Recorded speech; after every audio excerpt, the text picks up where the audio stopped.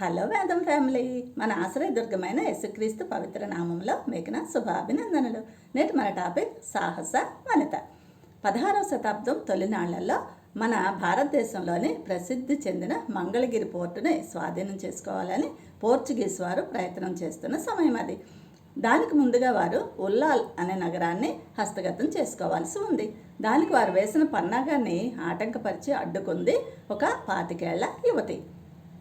వారు వేసే ప్రతి పథకాన్ని చిన్న భిన్నం చేసేసింది ఆ యువతి. దాంతో చేసేది లేక వారు ఆమెతో సంధి కుదుర్చుకోవడానికి విస్తారమైన ధనాన్ని అలాగే ఉన్నత పదవుల్ని కూడా ఆశ చూపించారు. కానీ ఆమె స్వరాజ్య రక్షణ కంటే నాకేది ముఖ్యం కాదని తేల్చి చెప్పేసింది. దాంతో ఇక వారు సాయుధ సైన్యాన్ని పంపి ఆమెను బంధించడానికి ప్రయత్నం చేశారు. ఆ పడవల్లో వచ్చిన ఆ సైన్యంలో ఒక్కరు కూడా తిరిగి వెళ్ళలేదంటే నమ్మండి. దాంతో పోర్చుగీస్ వారితో సహా యావత్ ప్రపంచం ఉలిక్కిపడి ఆమెను చూశారు. వారు వేసే ఎంతో బలమైన ఆయుధ సంపత్తితో వచ్చిన పోర్చుగీస్ సైన్యంలో ఒక్కరు కూడా మిగలకుండా చీల్చి చెండాడింది ఆ యువతి. అందువల్లే ప్రపంచం యొక్క దృష్టిని ఒక్కసారిగా ఆకర్షించింది. ఇంతకీ ఎవరామే అంటే మన దేశంలో కర్ణాటక తీర ప్రాంతంలో తుళుక్ రాజవంశానికి చెందిన ఒక రాణి అబ్బక్క. ఆమె తులునాడు ప్రాంతాన్ని పరిపాలిస్తూ ఉండేది. అయితే ఈమెకి ఇంత ధైర్యం, ఇంత సాహసం ఎక్కడి నుంచి వచ్చాయి అని అంటే ఆమెకు వెన్నుదన్నుగా ఆమె మేనమామ తిరుమల రాయ ఉన్నాడు. అతడు ఆమెకు అన్ని విద్యలతో పాటు యుద్ధ విద్యలను కూడా చాలా చక్కగా నేర్పించాడు. మరి వంగరాజైన లక్ష్మప్ప అరసతో ఆమెకు వివాహం కూడా చేశాడు. అంతేకాదండి, ఆమెకి ప్రతి విషయంలో కూడా అతను తోడుగా ఉండేవాడు. కొన్నాళ్ల తర్వాత ఆ మేనమామ మరణం, అలాగే భర్తతో విభేదాల వల్ల ఆ భర్తను వదిలిపెట్టి సంపూర్ణంగా దేశ రక్షణ కోసమే తన జీవితాన్ని అంకితం చేసేసింది రాణి అబ్బక్క.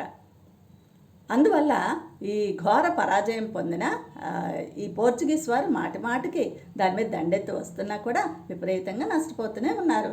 అలా 5 సార్లు జరిగిన తర్వాత చివరికి ఆమె భర్తను ప్రలోభపెట్టి ధనాశ చూపించి రహస్యాలన్నీ తెలుసుకొని ఎలాగైతేనే ఆమెను బంధించి పోర్చుగీస్ జైలుకు తరలించారు. అయితే అక్కడ కూడా ఆమె పోరాటం చేసి వీరనారిగానే మరణించి ఉంటుందని చారిత్రకారుల నమ్మకం. అటువంటి రాణి అబ్బక్క మాదిరిగానే మరి తన శత్రువును హతమార్చి తన పట్టణాన్ని, తన ప్రజలను కూడా రక్షించుకున్న ఓ స్త్రీని, ఒక సాహస యువతిని మనం బైబిల్లోంచి పలకరిద్దాం రండి. ఆమె పేరు మీరే చెప్తారు, క్లూ మాత్రం నేను ఇస్తాను.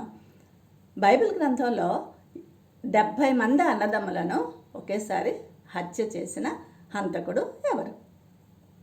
ఆ హంతకుడిని హతమార్చిన సాహస వనిత ఎవరు? తేబేసు స్త్రీ. ఈమెను మనం న్యాయాధిపతుల గ్రంథం 9వ అధ్యాయం 53వ వచనంలో చూస్తాం. ఒకసారి చూద్దామండి. ఒక స్త్రీ అబీమెలెకు తల మీద తిరుగొట్టి మీది రాతిని పడవేసినందున అతని కపాలము పగిలెను. ఇక్కడ ఆ స్త్రీ పేరు లేదండి, కానీ ఆ ఊరు పేరును బట్టి మనం తేబేసు స్త్రీ అని పిలుచుకుందాం. అలా చాలామంది స్త్రీలు ఉన్నారు కదా బైబిల్లో. పాత నిబంధనలో ఉన్నారు, కొత్త నిబంధనలో కూడా ఉన్నారు. కనుక ఈమెను కూడా మనం తేబేసు స్త్రీ అని చెప్పుకుందాం. అయితే ఈనాటి మన హీరోయిన్ తేబేసు స్త్రీ. ఇక్కడ జరిగింది ఏంటి అంటే చారిత్రక నేపథ్యంలోకి మనం వెళ్ళకముందు ఒక సుభాషితం విందాం. సామెతల గ్రంథం 18:10. యెహోవా నామము బలమైన దుర్గము, నీతిమంతుడు అందులోనికి పరిగెత్తి సురక్షితంగా ఉండను. మన ఆశ్రయదుర్గం ఎవరండి? యెహోవాయే. ఆయనలో మనం ఆశ్రయం పొందితే మనకి చింతే లేదు కదా. ఇప్పుడు చరిత్రలోకి మనం వెళ్ళినట్లయితే గిద్యోను న్యాయాధిపతిగా ఉన్నప్పుడు మిద్యానీయుల కబంధ హస్తాల నుంచి ఇశ్రాయేల్ ప్రజలను విడిపించినప్పుడు దేశం 40 సంవత్సరంలో నిమ్మళంగా ఉంది. అయితే గిద్యోను తదనంతరం ప్రజలు గిద్యోను మర్చిపోయారు, ఆ యెహోవా దేవుని కూడా మర్చిపోయారు. అప్పుడు గిద్యోను యొక్క ఉపపత్ని కుమారుడైన అబీమెలెకు తన గిద్యోను కుమారులైన సహోదరుల్ని 70 మందిని ఒకే బండ మీద వేసి కొట్టి చంపేశాడు రాజ్యకాంక్షతో. అందులో ఒక్కడు మాత్రం ఏతాం అనేవాడు తప్పించుకున్నాడు అనుకోండి. ఇలా చంపేసిన తర్వాత షెకెము ప్రజల అండదండలతో తను రాజుగా లేదా న్యాయాధిపతిగా మారి 3 సంవత్సరములు పరిపాలన చేశాడు. అయితే ఈ ఏతాము పోతూ పోతూ ఒక చెట్ల ఉపమానం చెప్పాడండి. చాలా బాగుంటుంది అది, తర్వాత మీరు చదవండి. అందులో ముళ్ళ చెట్టును గురించి చెప్తూ, మీరు రాజుగా ఎన్నుకున్నారే ఆ అబీమెలెకు ముళ్ళ చెట్టు వంటి వాడు. రేపు అతని నుండి అగ్ని బయలుదేరి షెకెము ప్రజలందరినీ దహించి వేస్తుంది. అలానే షెకెము ప్రజల నుండి అగ్ని బయలుదేరి అబీమెలెకును కూడా హరించి వేస్తుంది అని శపించి మరీ వెళ్ళిపోయాడు. అయితే దేవుడు ఊరుకుంటాడా అండి? దేవుడు కూడా ప్రతి విషయంలో, అంటే ప్రసంగి గ్రంథం 12:14లో చెప్పినట్లు, మనం చేసే ప్రతి పని అది మంచిదైనా కానీ చెడ్డదైనా కానీ తీర్పులోకి రాక తప్పదండి. గనుక దేవుడు 3 సంవత్సరముల తర్వాత ఈ అబీమెలెకు తన సహోదరులకు చేసిన ద్రోహ ఫలాన్ని అతనికి చూపించాలనుకున్నాడు.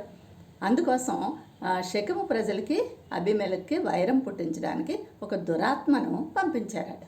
మీకు తెలుసా, దేవునికి అనుగ్రహం కలిగితే మనకి దైవాత్మ వస్తుంది, దేవుని ఆగ్రహం కలిగితే దురాత్మ వస్తుంది. జాగ్రత్త. గనుక అలా వైరం పుట్టించి ఎవరైతే తనను రాజుగా చేశారో వాళ్ళని తనకి విరోధులుగా రేపాడు దేవుడు. అందులో గాలు అనే ఒక వ్యక్తి అబీమెలెకును వెన్నుపోటు పొడిచాడు. దాంతో ఈ అబీమెలెకు ఏం చేశాడు అని అంటే గాలు మీద యుద్ధానికి బయలుదేరాడు. అలా బయలుదేరినప్పుడు మొట్టమొదటిగా ఈ షెకెము దేశానికి వెళ్ళి ఆ షెకెమును అంతటిని కూడా నాశనం చేసేసాడు. అయితే ఆ షెకెములో ఏల్పెరీతు గుడి కోట ఒకటి ఉంది. ఆ గోపురంలో తలదాచుకున్న 1000 మంది గోపుర యజమానులను కూడా ఆ మంట పెట్టి కాల్చేశాడు. ఏ దేవత వారిని అడ్డుకోలేస్తామండి. అందరూ కూడా హతమార్చబడ్డారు. అది అయిపోయిన తర్వాత ఇతను తేబేసు పట్టణం మీదకి వచ్చి దాన్ని ముట్టడి వేశాడు. దాన్ని కూడా, అయితే ఆ తేబేసు ప్రజలు ఏం చేశారు అని అంటే ఆ పట్టణం నడిబొడ్డులో ఒక పెద్ద గోపురం ఉంది, బలమైన గోపురం, ఎత్తైన గోపురం ఉంది, మన తుఫాన్ షెల్టర్స్ లాగా అనమాట. అయితే ఈ ప్రజలందరూ అందులోకి వచ్చి తలుపులు వేసేసుకొని ఆ శిఖరాగ్రానికి వెళ్ళి తమను తాము దాచుకున్నారు.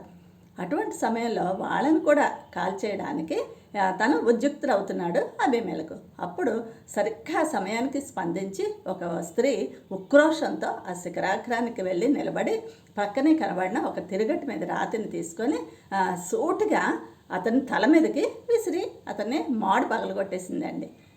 స్త్రీ సంతానమైన యేసయ్య సైతాన్ తలను చితగ్రొట్టినట్లుగా అన్నమాట. దాంతో అబీమెలెకు ఇలా పైకి చూసారే, ఒక స్త్రీ నన్ను చంపిందని అపప్రద నాకు రాకూడదు అంటే ఏదో సామెత చెప్తారు కదండి, అత్త కొట్టిందని కాదు తోడుకోడలు నవ్విందని ఏడ్చిందట వెనకటికి ఒక ఆమె. అలా ఉంది ఇతని పరిస్థితి. ఆయుధాలు మోసేవాడిని పిలిచి అతని చేత చంపించుకున్నాడట. చూసారా మరి. ఇటువంటి అబీమెలెకు జీవితం చాప్టర్ క్లోజ్. దాంతో ఆమె తన ప్రజల్ని తన పట్టణాన్ని కూడా చక్కగా కాపాడుకోగలిగింది. ఇందుకే అబీమెలెకు అంటే ఏంటి? నా తండ్రి రాజు అని అర్థం.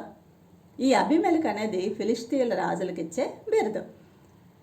ఐగుప్తు దేశంలో చూడండి రాజులను ఫరోలు అంటారు కదా, అలాగే రోమా ప్రభుత్వంలో హేరోదులు అంటారు, అలాగే రష్యాలో జార్స్ అంటారు, అలాగే ఫిలిష్తీయులు అబీమెలెకు అంటారనమాట.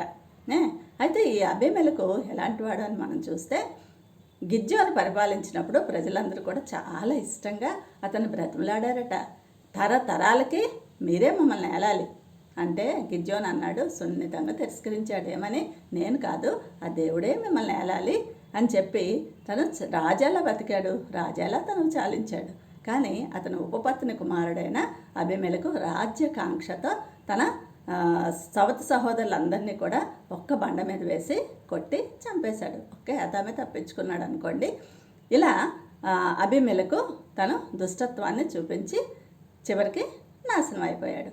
అయితే ఈ ప్రక్రియలో ఒక స్త్రీ మనకి కనిపిస్తోంది కదా, ఆమె తేబేసు స్త్రీ అన్నాం. తేబేసు అనేది ఒక పట్టణం పేరు. ఆ తేబేసు అంటే అర్థం ఏంటి? తెలివైన లేదా లెనిన్ కంటే తెల్లనైనా అని అర్థం. ఏమండి, లెనిన్ అనగానే మనకి నీతి వస్త్రం గుర్తొస్తుంది. అంటే పరిశుద్ధుల నీతి క్రియలు లేదా నీతి సూర్యుడైన యేసయ్యకు సాదృశ్యం అని చెప్పచ్చు. ఈ తేబేసు స్త్రీ ఎవరు అంటే ఈమె ఒక అనామిక. ఈమె పేరు లేదు అందులో, పరిశుద్ధాత్ముడు రాయించలేదు. కానీ ఈమె తన చుట్టూ నిస్సహాయ స్థితిలో ఉన్నవారిని రక్షించాలనే ఒక దృఢ సంకల్పం కలిగిన స్త్రీ అని మనకు అర్థమవుతుంది. అంతే కదా, ఆమెలో సాహసం ఉంది, విశ్వాసం ఉంది, మరి అందరినీ కూడా రక్షించాలి అనే తపన ఉంది, అలాగే సమయస్ఫూర్తి ఉంది, చురుకుతనం ఉంది. ఇవన్నీ కూడా ఆమెకు అదనపు ఆభరణాలని మనం చెప్పొచ్చు. ఈ తేబేసు స్త్రీలోంచి ఈరోజు మనం 3 కోణాలను పరిశీలిద్దాం. మొట్టమొదటిగా ఆమె ఆశ్రయ దుర్గాన్ని చేరింది, రెండవదిగా ఆయుధంగా మారింది, మూడవదిగా ఆత్మస్థైర్యం చూపింది. మొట్టమొదటిది ఆశ్రయదుర్గం చేరింది. ఆపద అబీమెలెకు రూపంలో ముంచుకొచ్చినప్పుడు మరి తనను తాను రక్షించుకోవడానికి ముందుగా పట్టణస్థులందరితో కలిసి సురక్షిత ప్రాంతానికి, అంటే ఆ పట్టణం నడిబొడ్డులో ఉన్న ఒక పెద్ద గోపురం, బలమైన గోపురంలోకి చేరింది. ఫ్రెండ్స్, మీరు కూడా క్లిష్ట సమయాల్లో ఎవరిని ఆశ్రయిస్తున్నారు? ఒక మాట మనం చదువుతాం, రాజులను ఆశ్రయించడం కంటే, నరులను ఆశ్రయించడం కంటే యెహోవాను ఆశ్రయించడం మేలు అని బైబిల్ గ్రంథం సెలవిస్తోంది కదండి. మరి మనం తూర్పుకు కానీ, పడమర కానీ, ఉత్తరం కానీ, దక్షిణం కానీ ఎటు చూసినా మనకి సహాయం రాదు. పైకి చూడండి, అక్కడ నా యేసయ్య నా తండ్రి కుడిపార్శ్వమున కూర్చొని దివారాత్రము ప్రజలందరి కోసం విజ్ఞాపన చేస్తున్నారు. ఆ యేసయ్య కదండి మనకి ఆశ్రయదుర్గం, ఆయన్నే ఆశ్రయించండి. అంతేకాదు, ఇంకా ఈమెం చేసింది అని అంటే, అపవాది ఎప్పుడు కూడా మనకి గర్జించు సింహంలా ఎవరిని మృంగుదునా అని తిరుగుతూనే ఉంటాడు. కానీ అతను చూసి మనం భయపడనక్కర్లేదు. ఎందుకు అని అంటే 2000 సంవత్సరాల క్రితమే ఆ కల్వరి సిలువలో యేసయ్య వాడు తలని చితక తొక్కేశాడు. ఇంకా వాడు ఇప్పుడు నీ మీద ఒక వేలు కూడా కదపలేడు. గనుక వాడిని గురించి పట్టించుకోకండి. ఈమె కూడా అదే చేసింది, తను చేయగలిగిన పని చేసి రక్షించుకుంది కదా. అక్కడ ఏం జరిగింది అని అంటే, ఈ టవర్ ఏదైతే ఉందో ఆ టవర్ని అగ్నితో ఆహుతి చేయడానికి అబీమెలెకు చాలా ఉద్యుక్తుడవుతూ చాలా ఉరకలెత్తుతున్నాడు. అటువంటి పరిస్థితిలో శరవేగంతో స్పందించిందండి. కొంచెం ఆలస్యమైనా కూడా ఆ మంటల పైకి ప్రాకేవి కదా. గనుక మనం ఇప్పుడు కూడా చురుకుగా ఉండాలి. చురుకుగా ఉండుట గొప్ప భాగ్యమని బైబిల్ సెలవిస్తోంది కదా. గనుక ఈమె ఆ రకంగా స్పందించిందనమాట. రెండవదిగా మనం చూస్తే ఆమె ఆయుధంగా మారింది దేవుని చేతిలో కదండి.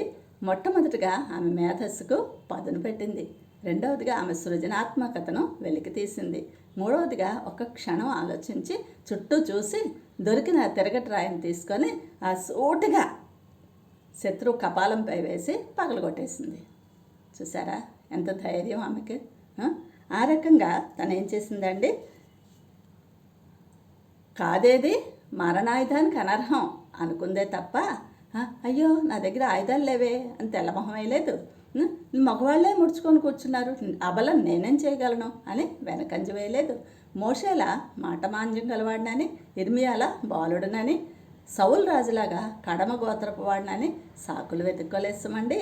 ఆ దేవుని చేతిలో బలమైన ఆయుధంగా మారి దుష్ట శిక్షణ చేసి ఆ సబలను అని నిరూపించుకొని ఆ చరిత్రలో చిరస్థాయిగా నిలిచిపోయింది.